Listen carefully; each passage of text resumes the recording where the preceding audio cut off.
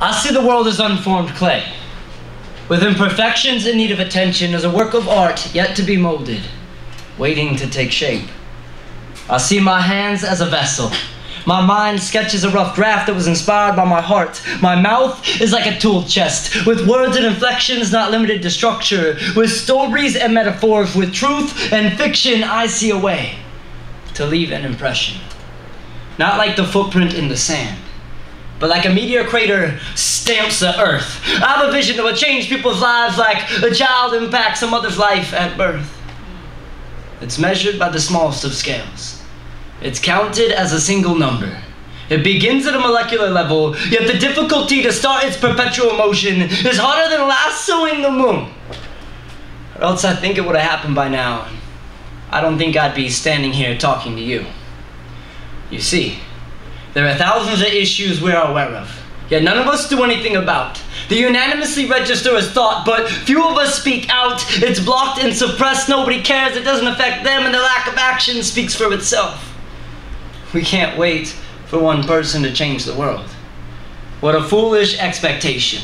We must change it ourselves, one person at a time, one seed in a line. So I extend my hand to plant that seed, to nourish roots with the poetry flowing through my veins. This is why I write about issues of domestic, sexual, and child abuse. I'll put a spotlight view on drugs and their effects, parents and neglect, ego and self-respect. I'm a part of the balance, a neighbor in your community, the stranger you've yet to meet, the friend you never knew you had, because it only takes one voice, one heart, and one passion to create a positive existence in another's life.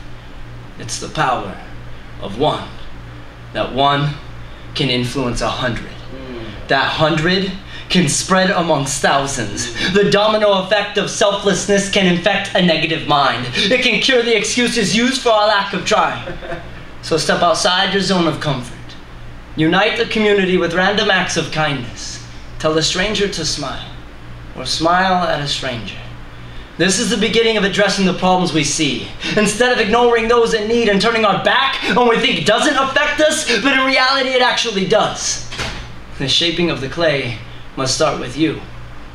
We must teach this to our youth, because starting with a solid foundation is much easier than breaking the ideals of an old building down, since removing a mental cloth of blindness is harder to do than training the mind's eye from the moment it comes into life, sharpening its sensitivity to see light, to be light. As we generate bright energy through our actions, we as a community can mold this world into one of the finest works of art ever created, so that God can look at us like a proud father to an accomplished son and say, "I'm so proud of how far you've come. Now go and change the world." Thank you. Everyone, thanks for coming out. And God bless.